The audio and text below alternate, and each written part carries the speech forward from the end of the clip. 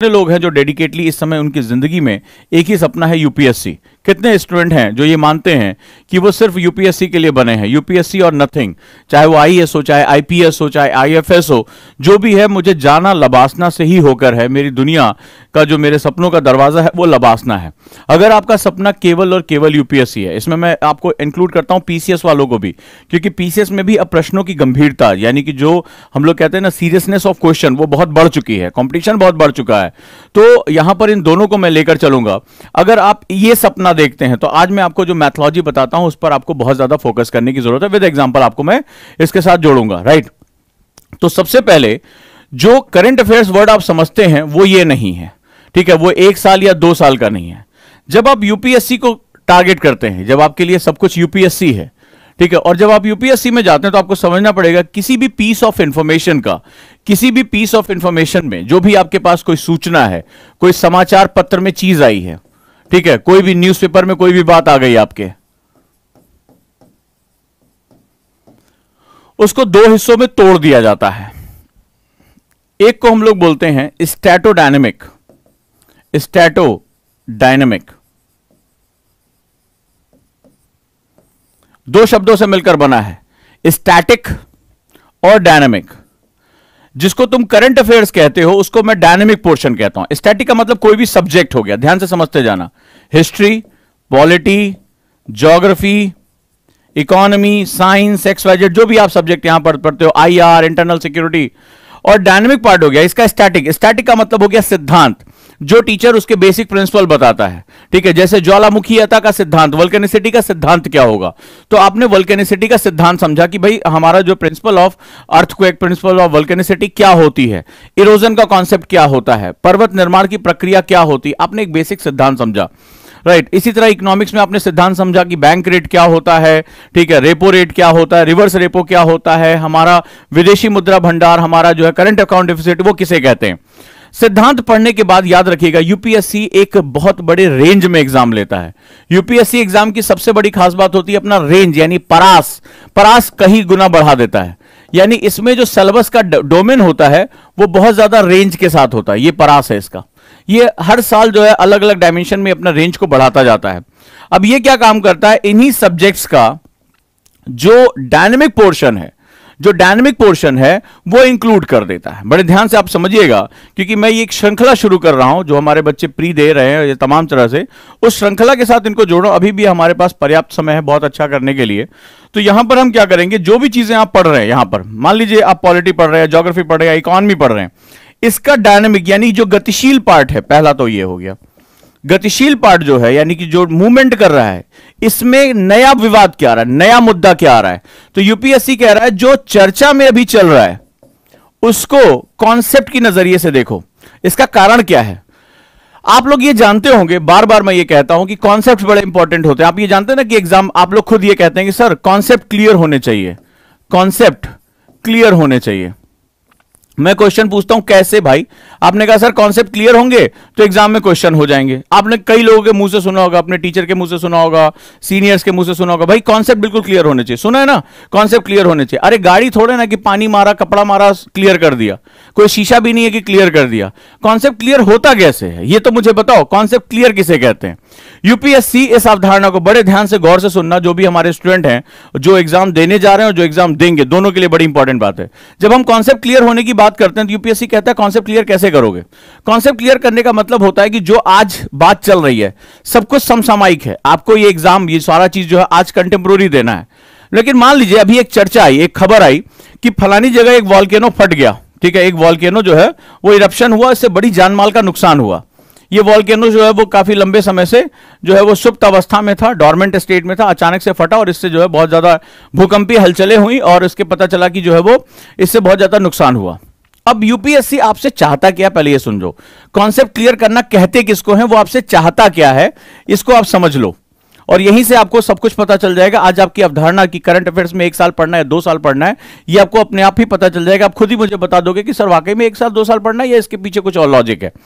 तो वो कहता है चाहता ये है कि जब हम इस आज की खबर को कि भाई फलाने जगह ज्वालामुखी फट गया, तो वो तुमसे कहता है क्या तुम जानते हो कि ज्वालामुखी क्या होता है। ज्वालामुखी के फटने की प्रक्रिया क्या है, प्रोसेस क्या है? क्या तुम जानते हो कि ज्वालामुखी जब फटता है तो उसमें से किस प्रकार की जहरीली गैसें और पदार्थ निकलता है? इससे किस प्रकार का डिजास्टर क्रिएट होता है? अगर ये क्वेश्चन है, यूपीएससी तुमसे कहता है कि इस खबर को पहचानने के लिए या तो इस खबर को तुम रट लो, इस खबर को तुम रट लो, चाय की दुकान पे चुस्की लेते हुए बात कर, अरे यार फट गया, बहुत दिन से फटा नहीं था, ये ज्वालामुखी फट गया। एक तो ये चर्चा होती, ज्यादातर लोग समझते हैं कि यही करंट अफेयर्स है, फलानी जगह फट गया। लेकिन वो तुमसे क्या कहता है, वो क्वेश्चन कैसे पूछेगा? वो कहेगा कि इस खबर को एक यूपीएससी का एक सीरियस स्टूडेंट तभी समझ पाएगा जब इसके सिद्धांतों को समझ पाएगा। यानी आपकी ये खबर जो है वो जुड़नी चाहिए किसके साथ? आपके स्टैटिक सब्जेक्ट के साथ, ज्योग्राफी के साथ। क्या होता है जब ज्वालामुखी फटता है? क्या वहां भूकंप की संभावना बनती है?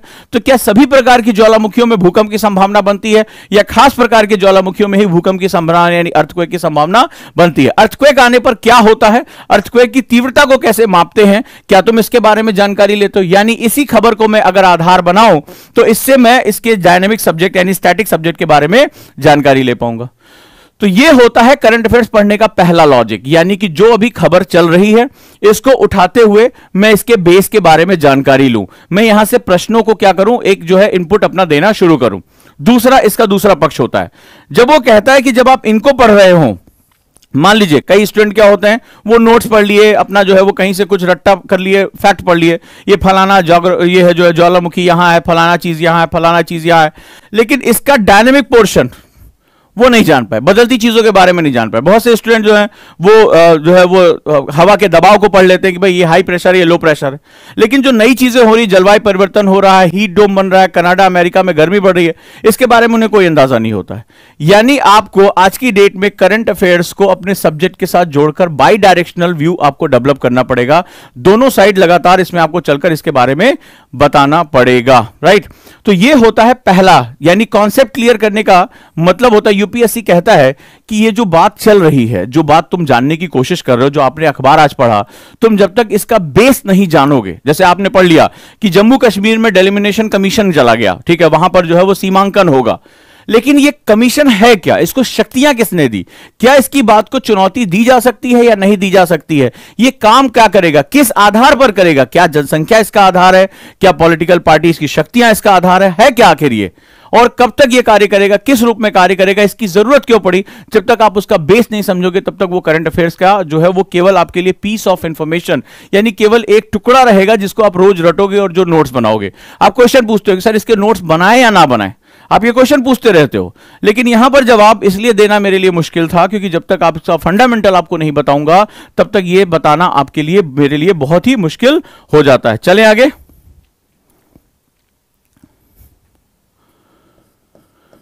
दूसरा, अब जो सबसे बड़ा चैलेंज आता है इसके बारे में बात करते हैं। सबसे बड़ा चैलेंज आता है, राइट। चैलेंज क्या है? चैलेंज ये है कि जो भी हम पढ़ रहे हैं, जो भी हमारे पास इंफॉर्मेशन है, चाहे वो आज की न्यूज़पेपर हो, चाहे कुछ भी हो। कई बच्चों ने पूछा कि 1 साल का पढ़े या 2 साल का पढ़े। अब आपको ये समझना पड़ेगा कि जो न्यूज है, यहीं पर आप समझिएगा, जो न्यूज है या जो इंफॉर्मेशन है वो इश्यू है या इवेंट है, यानी ये मुद्दा है या ये घटना है। ज्यादातर जो मैंने छोटे छोटे वनडे एग्जाम का नाम लिया उसमें घटनाएं पढ़ी जाती हैं, ठीक है। जैसे आज कौन सा दिवस है, आज जो है वो कौन सी रिपोर्ट आई है, आज कौन सा जो है प्रधानमंत्री ये है, कौन सा राष्ट्रपति है, कौन सा नियुक्त हुआ, कौन सा हटा, किसकी मृत्यु हुई, ठीक है, किसको फलाना अवार्ड मिला। ये घटनाएं होती हैं, एब्सोल्यूट होती हैं।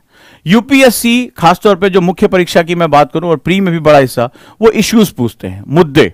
वो मुद्दे, कारण क्या होता है कि वो भारत के निर्माण और उसकी चुनौतियों के बारे में बात करते हैं। ध्यान से समझिएगा, ये एब्सोल्यूट होते हैं, ये एब्सोल्यूट होते हैं, निरपेक्ष होते हैं, इनका किसी के साथ कोई बहुत बड़ा लिंक नहीं होता। आप इसको फैक्ट के रूप में याद कर सकते हैं, फैक्ट के रूप में आसानी से याद करते हैं और आपको लगता है यही करंट अफेयर्स है। ये है, लेकिन ये जिन एग्जाम्स के लिए है वहां पर मैंने आपको इसका वर्णन कर दिया। अगर आप वनडे देना चाहते हैं तो आप इसी तरीके से पढ़िए, कोई इसमें दिक्कत नहीं है। अगर आप छोटे छोटे एग्जाम देना चाहते हैं जहां फैक्ट इंपॉर्टेंट है वहां जाना, लेकिन जिस एग्जाम में आप जा रहे हैं, जो एग्जाम ही अपने आप को करंट बेस पे, जिसको हम लोग करंट कहते हैं, मैं इसको इशू बेस कहता हूं, कॉन्फ्लिक्ट बेस कहता हूं, ठीक है, वो एग्जाम का थीम ही स्टेटोडायनेमिक है, उसके लिए ये मेथड काम नहीं करेगा। अगर इस मेथड पे तो मैं आपको कहूंगा हाँ बेटा 1 साल पीछे से जा रहे हो या कोई और एग्जाम के लिए जा रहे हो 2 साल का पढ़ लो, ठीक है। आप जब फैक्ट पढ़ लेते हो तो आप 1 साल या 2 साल का पढ़ लो, it's okay. But if you go for UPSC exam और उसमें भी आपका ख्वाब है कि आप रैंक लेकर आओ, आप जो है वो रैंक होल्डर बनो, आपका नाम भी जो है वो बहुत ही गर्व से अखबारों में लिया जाए, आने वाली पीढ़ियां, आपके बाद के जो स्टूडेंट हैं आपको अपना रोल मॉडल बनाए, आपकी कहानियां पढ़े, आपके ऑटोग्राफ लें, उस सपने को फील करते हो, तो यहां पर तुम्हें अपना पढ़ने का मेथड बिल्कुल अलग करना पड़ेगा, राइट। और वो मेथड होगा तुम्हारा जिसको हम लोग बोलते हैं मुद्दे आधारित, यानी issue based, right, issue based. इसको हम लोग, और इशू बेस्ड इसलिए क्योंकि भारत के निर्माण में जो चुनौतियां आ रही हैं, जो चैलेंजेस आ रहे हैं, आपको यूपीएससी में अधिकारी बनकर, जो ऑफिसर आप बनेंगे, वो ऑफिसर बनकर इन्हीं चुनौतियों का सामना आपको करना पड़ेगा। क्या लगता है आज उत्तर भारत के बहुत सी जगहों पे, जैसे दिल्ली जैसी जगहों पे, पीने के पानी की कमी हो गई है, कई दिन तक पानी नहीं आ रहा है। अब आप मुझे बताइए, ऐसी अवस्था में जब लोगों के लिए जीवन का आधार पीने का पानी है, हरियाणा के साथ लगातार विवाद चलता रहा, वहां पे किसानों को लेकर बात चल रही है, परिवहन बाधित किया जा रहा है, नदियां दूषित हो रही हैं, ठीक है, कोविड-19 के प्रोटोकॉल्स नहीं माने जा रहे हैं, लोग जो है वो बाहर की तरफ निकल रहे हैं, महामारी का खतरा बना हुआ है। महामारी के खतरे को अगर लॉकडाउन लगाते हैं तो लोगों की आजीविका, जीवन खतरे में पड़ा हुआ है। अगर लोगों को बाहर निकलने का मौका देते हैं तो बीमारी के बढ़ने का खतरा बढ़ा हुआ है। कितने भयानक चैलेंजेस हैं हमारे सामने जो हमारे देश की ग्रोथ को रोक रहे हैं। और देश के पास पोटेंशियल है, देश के पास युवा आबादी है, उसको स्किल देना है, उसको एजुकेशन देना है, उसको मेन स्ट्रीम में लेकर आना है, नहीं तो फिर अपराध भी बढ़ेंगे, आतंकवादियों को भारत में गढ़ बनाने के लिए मौका भी मिलेगा, धीरे धीरे इन चीजों का प्रसार तेजी से होता चला जाएगा। तो ऑफिसर्स के सामने लगातार नई नई चैलेंजेस होते हैं। एक तो होता है चैलेंजेस और दूसरी तरफ एक ख्वाब होता है कि भारत के निर्माण में, यानी कि हम जो इंडिया के इस डेवलपमेंट में हम अपना योगदान दे सके। वहां पर इवेंट से कहीं ज्यादा महत्वपूर्ण होते हैं मुद्दे, ठीक है, इश्यूज। वो इश्यूज जो कई बार विवादों को जन्म दे देते हैं। जैसे अभी आप किसान आंदोलन की बात करेंगे। अब जैसे किसान आंदोलन में आप फैक्ट पढ़ लें, आपने कानून उठाया, कानून के 3 पॉइंट्स पढ़ लिए और आपको लगा आपको सब कुछ आ गया। बट सवाल यह है कि भारत में किसानों का मुद्दा, ये क्या आज का मुद्दा है?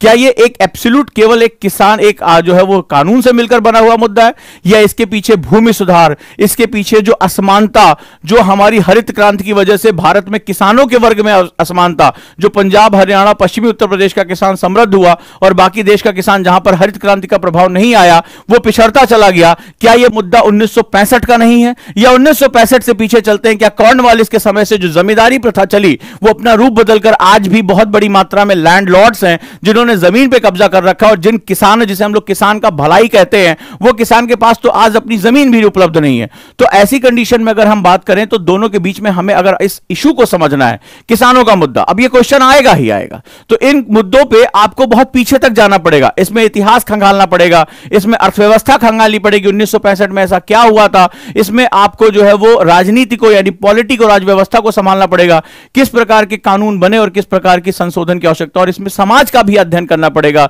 कि कृषक समाज में कौन विरोध कर रहा है और कौन समर्थन कर रहा है, यह भी आपको समझना पड़ेगा।